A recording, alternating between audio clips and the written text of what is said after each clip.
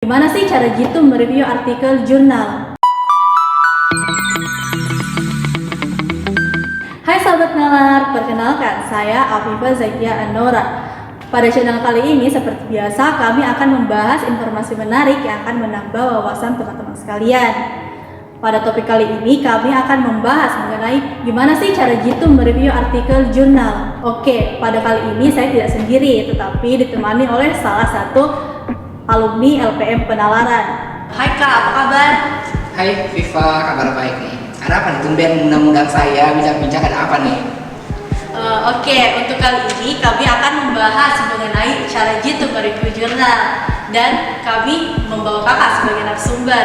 Mungkin sahabat Nalar sekalian penasaran nih siapa sih narasumber kita? Mungkin silakan Kak untuk memperkenalkan dirinya dengan sahabat-sahabat Nalar supaya sahabat Nalar tahu siapa sih kakak. Oke, hai semua sobat nalar yang di rumah dan dimanapun berada pada hari ini. Nih saya Kadek Irayasa, alumni Penalaran Angkatan 20 dan juga alumni jurusan Geografi FMIPA UNM. Kak, sekarang kesibukannya apa sih Kak? Sebenarnya dibilang sibuk sih, nggak sibuk-sibuk banget ya Viva ya. Cuma sibuk ngisi hari-hari seperti biasa, mengajar dan juga aktivitas seperti biasa sih, seperti itu. Nggak ada yang bagaimana. Oh iya. Baik Kak, di masa COVID-19 ini, di mana mahasiswa masih kuliah online, banyak dosen-dosen yang memberikan tugas bagi mahasiswanya untuk mereview artikel. Nah, teman-teman saya nih banyak yang bertanya mengenai bagaimana sih Kak caranya mereview artikel. Oke, jadi temannya nanya apa aja gitu, biar bisa dirangkum pertanyaannya. Apa aja pertanyaan sih teman-teman? Oke, pertanyaan pertama itu Kak, gimana cara mereview artikel supaya poin-poin penting dalam mereview itu dapat masuk Kak? Oke, jadi kita luruskan dulu ya nih teman-teman semuanya. Kita luruskan konteks dari mereview, merisum, gitu. Karena itu beda. Kadang kita salah pemahaman, kita mikirnya nge-review, ternyata ngerisum gitu. Oh iya. Oke, jadi kita luruskan dulu biar teman-teman di rumah pada paham. Kalau nge-review itu kita mencari tahu kelemahan dan kekurangan dari sebuah penelitian atau jurnal ilmiah. Sedangkan jika merisum, kita merangkum gitu. Jadi konteksnya bedanya pada tujuan yang ingin dicapainya gitu. Jadi bedanya itu tujuan yang ingin dicapai. Oh jadi itu ya Kak perbedaannya antara review dan visum. Apa sih Kak pentingnya untuk nge-review? Oke nih, selain pentingnya untuk dapat nilai kuliah, nge-review itu, jadi pentingnya juga itu kalian tahu bahwa kalian bisa punya gambaran dari dua sisi satu buah penelitian. Yang pertama gambaran kelebihannya apa, dan yang kedua gambaran kekurangannya apa, dan dari situ kalian bisa menambah wawasan kalian ataupun kebahasan kalian tentang sebuah penelitian. Jadi jika nanti kalian mau disuruh buat tugas skripsi sebagainya, kalian sudah mudah untuk membuatnya karena tugas-tugas itu membantu banget untuk kalian melihat sisi positif dan negatifnya dari sebuah penelitian. Oke Kak, seperti yang tadi Kak bilang, kalau dari sumbernya sendiri Kak, baiknya kita cari jurnal dari sumber apa Kak? Oke nih, jadi untuk sumber sebenarnya banyak banget referensi. Sekarang apa sih yang tidak bisa didapatkan di tengah market teknologi yang serba canggih ini kan? Bisa duduk depan laptop, komputer, ketik di Google, dapat semua nih. Tapi ini yang biasa keliru nih, baik teman-teman mahasiswa ataupun siswa kalau keliru semua diketik di Google dan berbentuk PDF dikiranya jurnal ilmiah gitu. Padahal kan tidak gitu. Iya, jadi menurut Kakak baiknya kita cari sumber di mana nih Kak? Oke, jadi ini tips dan trik ya. Kalian bisa pakai satu sumber yang terhubung ke semua penerbit ataupun publisher jurnal. Itu kalian bisa pakai di Google Scholar gitu. Google Scholar atau bahasa Indonesianya Google Cendekia. Jadi kalian bisa ketik di Google Cendekia keywordnya, kemudian setelah itu akan muncul tampilannya. Nah kalian bisa setting di situ mau buku, jurnal atau apa, dan disetting juga nih tahunnya mau kapan udah cari.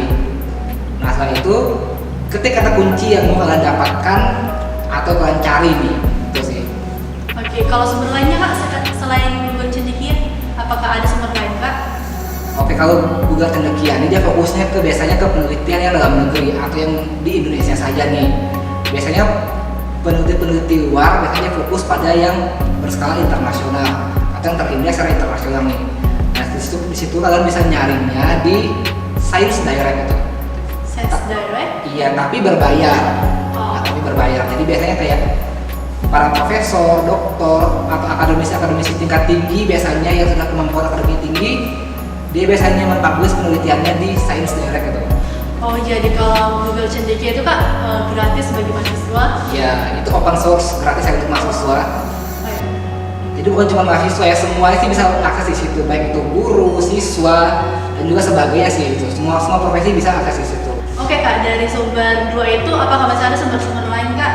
Mungkin dari sumber Indonesia sendiri?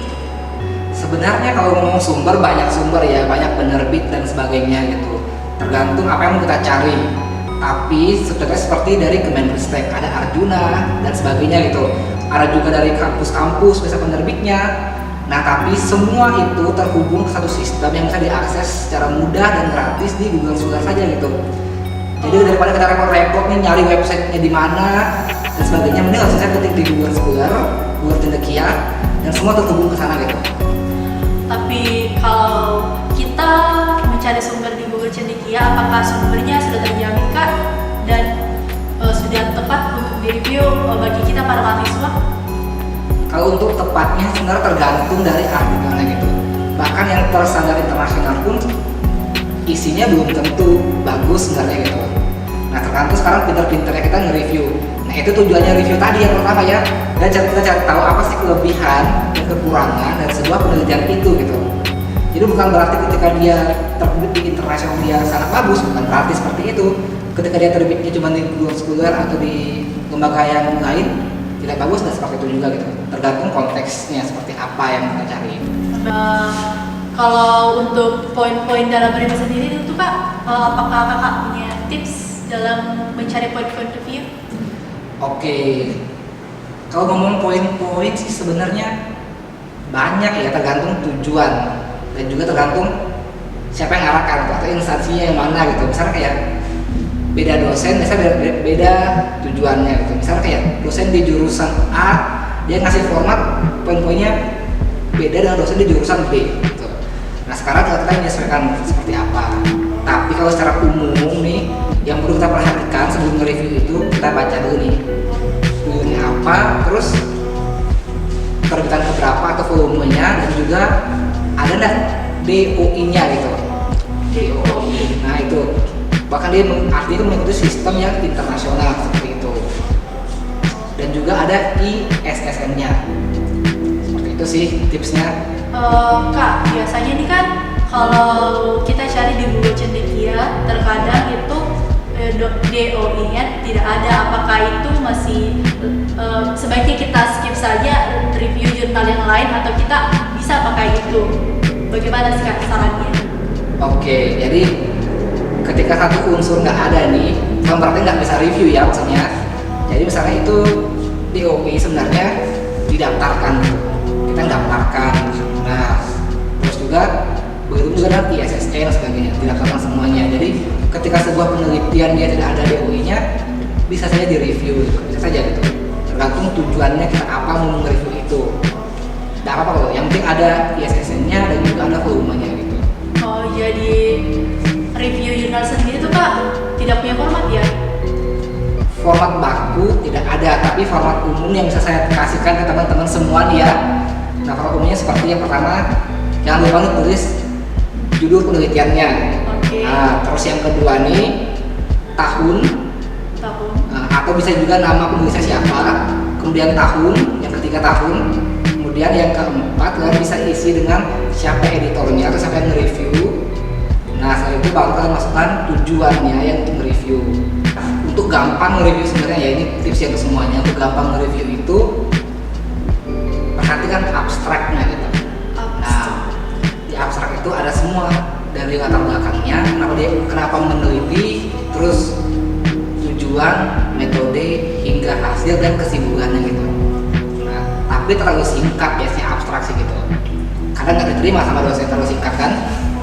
Nah, jadi ini biar diterima sama dosennya. Tadi terakhir kan sampai di manfaat ya, manfaat review. Nah, setelah ini kita melangkah ke latar belakangnya itu. Nah, kalian bisa nyarinya di bagian akhir nih, di bagian kalimat akhir latar belakangnya, atau di paragraf terakhir. Di situ biasanya dicantumkan kenapa dia meneliti. Oh, jadi Kak, tipsnya dalam mereview bagian latar belakang itu kita cari di bagian paragraf akhir. Selanjutnya Kak, poin lain? Nah setelah itu kalian lihat di apa namanya metodenya gitu, metode penelitiannya. Nah ini nggak ada tipsnya ya, harus dirinci satu persatu gitu. Cuma secara singkat saja nih, misalnya kayak metodenya apa, misalnya dia pakai kuantitatif atau apa, cukup cantumkan saja metode kuantitatif, selesai gitu. Kemudian populasinya siapa dan berapa, kemudian bagaimana teknik analisanya, pengumpulan datanya. Oke Kak, nah kalau kita sebagai pembagi sendiri dalam mereview, bagaimana Kak caranya untuk tahu ternyata ini metode yang tepat untuk penelitian ini, padahal kita sendiri bukan ahlinya Kak. Bagaimana cara kita untuk tahu bahwa hal tersebut tepat atau tidak tepat?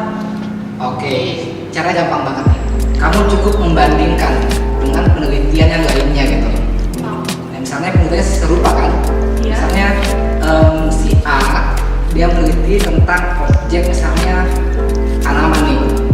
Nah si B juga sama-sama objeknya tanaman. Nah di situ kita lihat nih metode yang digunakan dan caranya, dan juga seberapa banyak populasi dan sampah yang digunakan nih. Nah kemudian ditahu kan mana yang lebih efektif. Nah maka tadi setelah yang metode penelitian itu, kita masuk ke hasil dan pembahasan penelitiannya. Itu dibandingkan apa yang kurang, apa yang lebihnya, kayak gitu. Nah nanti diteliti nih ternyata ini lebih bagus nih, ini lebih efektif nih, kayak gitu. Oh jadi dalam review artikel jurnal sendiri itu kita juga harus membaca jurnal lainnya ya Kak? Bukan cuma satu jurnal saja yang kita baca? Iya betul banget, karena untuk membandingkan kita butuh lebih dari satu kan. Untuk tahu ini kurang di sini, bagusnya di sini gitu. Nanti baru dapatkan poin-poin pentingnya seperti apa. Apakah ada poin lain Kak yang selanjutnya?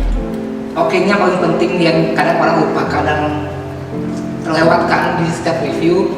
Nah, kalian perlu nih teman-teman semua yang di rumah atau dimanapun nih, kalian perlu untuk melihat kelebihan atau sisi positif dari sebuah jurnal itu, dan apa kurangnya, kemudian apa saran kalian nih gitu. Saran kalian untuk si peneliti itu, seperti itu. Misalnya pada penelitiannya si A, dia kurang pada metodenya misalnya yang salah, yang kurang tepat dibandingkan si B, nah itu dimasukkan di sana. Nah kemudian apa kelebihannya misalnya itu, dimasukkan juga nih kelebihannya. Nah nanti akan ada dua sisi antara kelebihan dan kekurangan. Nah baru kalian simpulkan nih seperti apa ini penelitian, bagus atau tidak. Gimana sih Kak tips ampuhnya cara gitu mereview artikel? Oke, penasaran mau tahu? Penasaran. Baca abstraknya. Abstrak. Kenapa sih Kak penting banget abstrak?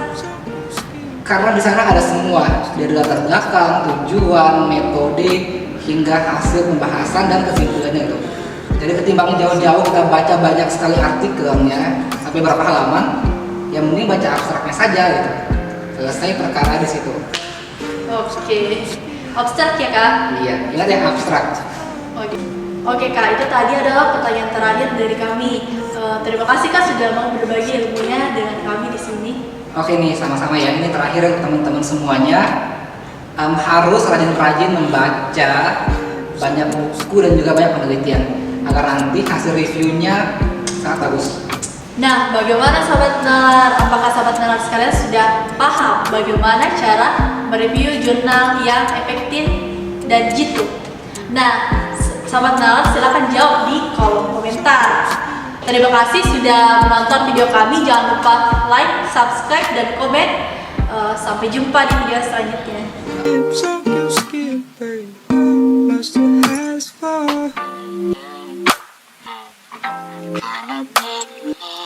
Lips of your skin, babe, lost your hands.